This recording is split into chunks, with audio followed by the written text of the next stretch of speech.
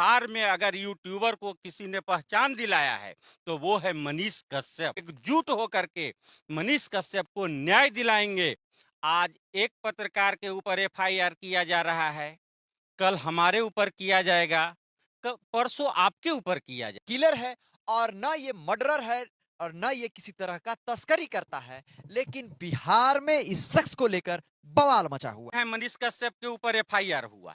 जो मनीष कश्यप के ऊपर गाली दे रहा है उसके ऊपर एफआईआर क्यों नहीं हो रहा है? आज सरकार को नहीं दिख रहा है? आने वाले समय में मनीष कश्यप भी एक प्रतिद्वंदी के रूप में दिखे, इसलिए कहीं न कहीं मनीष कश्यप को इसलिए भी टारगेट किया जाए। है। जो यूट्यूब पे अपना चैनल चलाते हैं, वो पानी पी पी के और अपना पसीना पोंछ के मनीष कश्यप को लगातार गाली देते हैं। लोकतंत्र के चौथे स्तंभ है, अगर हमारी आवाज को दबाया जाएगा तो हम इसे कभी बर्दाश्त नहीं करेंगे।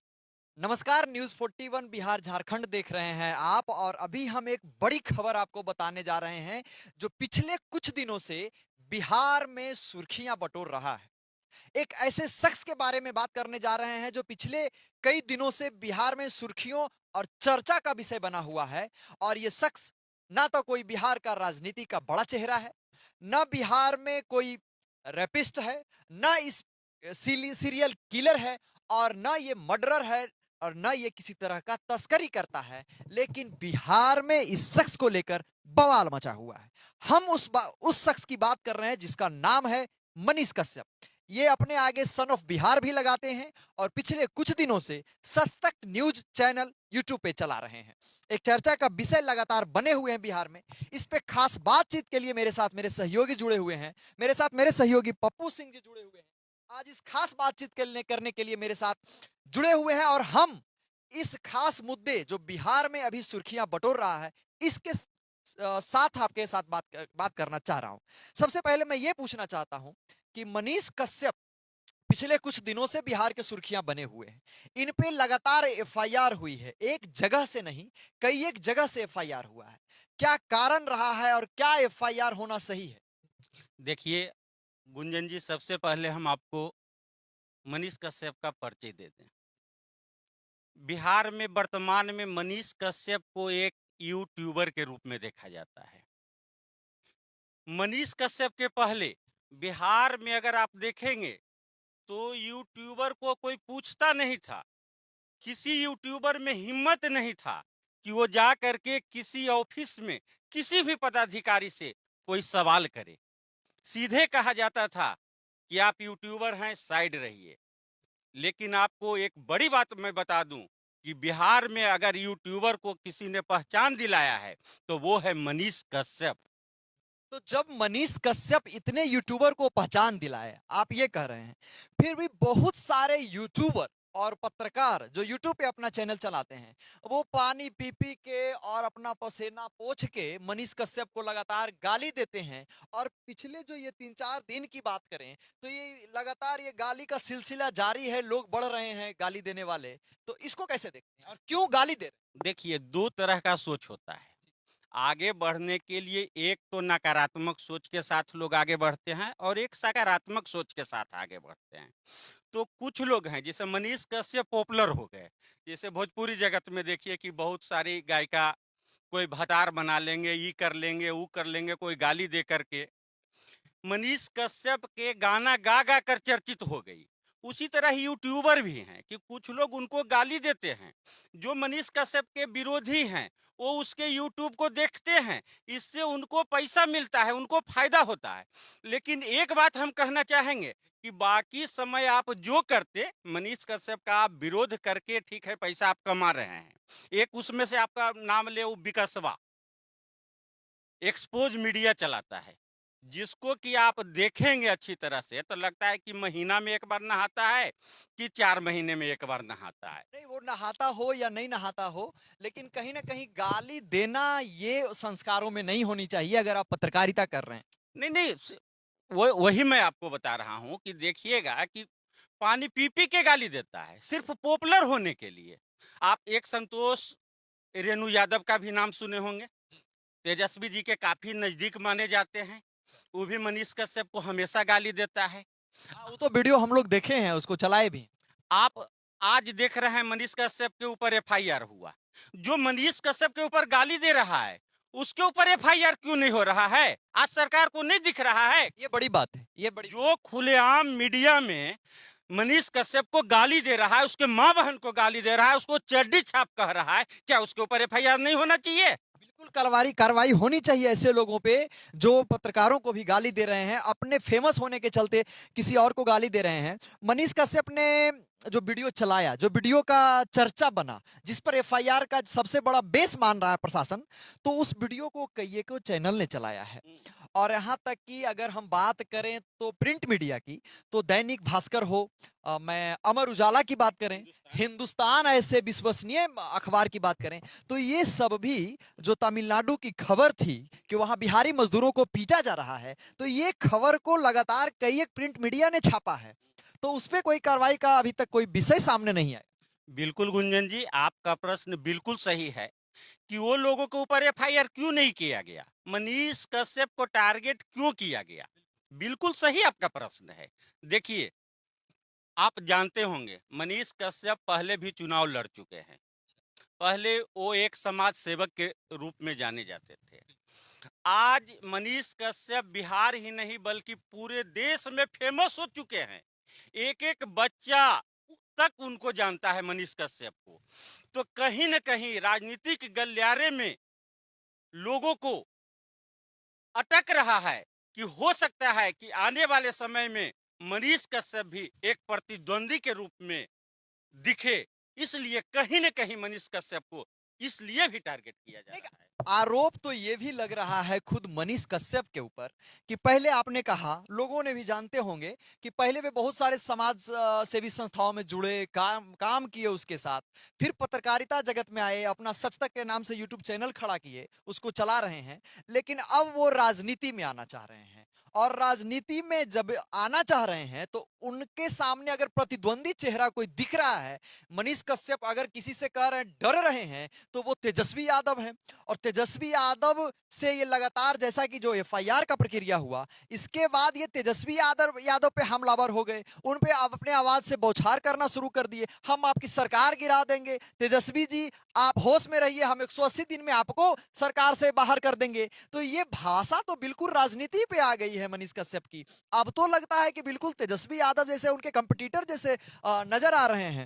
देखिए गुंजन जी, अगर इस नजरिए से आप देखते हैं, तो अगर राजनीति के नजरिए से देखा जाए, तो मनीष कश्यप के लिए एक मौका मिल गया।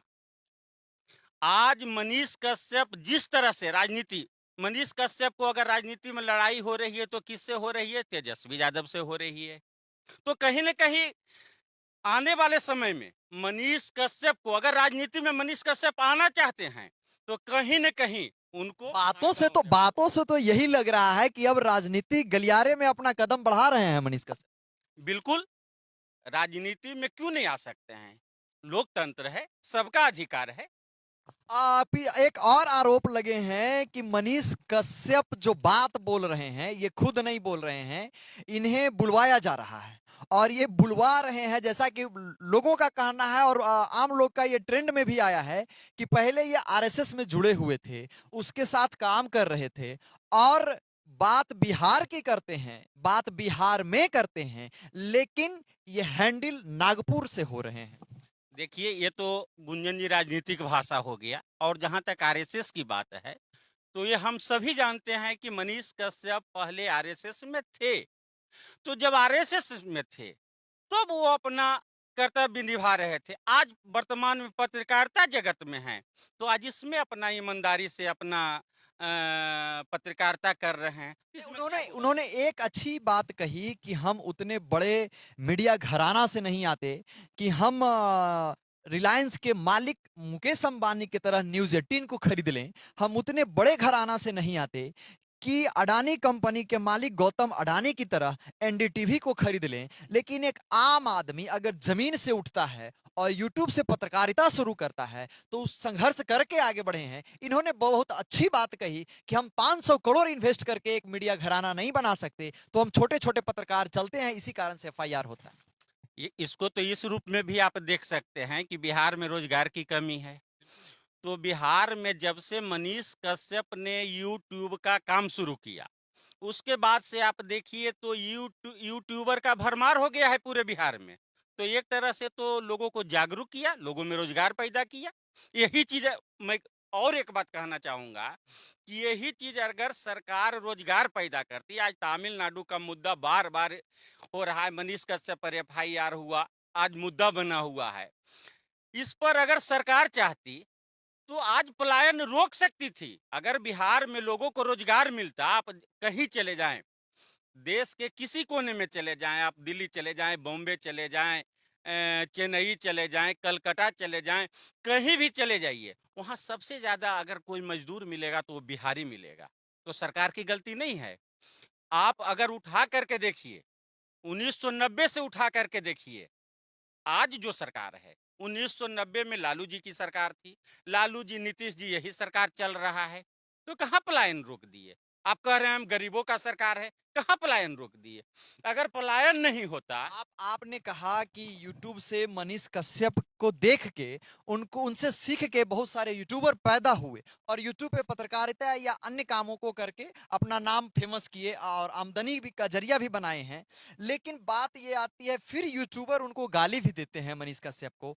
तो कह सकते हैं इस संघर्ष की घड़ी में ये जो मनीष कश्यप का संघर्ष है उन पे इस तरह के जो एफआईआर और जिस तरह से उन्हें झेलना पड़ रहा है, तो क्या लगता है कि बिहार का मीडिया जगत, सोशल साइट जगत, यूट्यूबर परिवार, क्या लगता है कि ये सब मनीष कश्यप के समर्थन में आएंगे, आना चाहिए या फिर आएंगे या नहीं आएंगे? देखिए, सबसे पहले एक छोटा उदाहरण आपको दे देते हैं।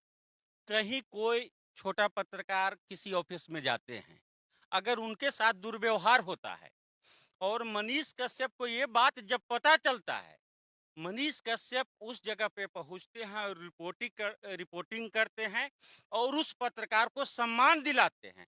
आज मनीष कश्यप के साथ सारे पत्रकार, बिहार के जितने भी छोटे बड़े पत्रकार हैं, हम सबसे हाथ जोड़ करके विनती करना चाहते हैं कि आज जो मनीष कश्यप के साथ हो रहा है, कल आपके साथ भी हो सकता है। हम लोग सब पत्रकार एक होकर मनीष कश्यप का साथ दें।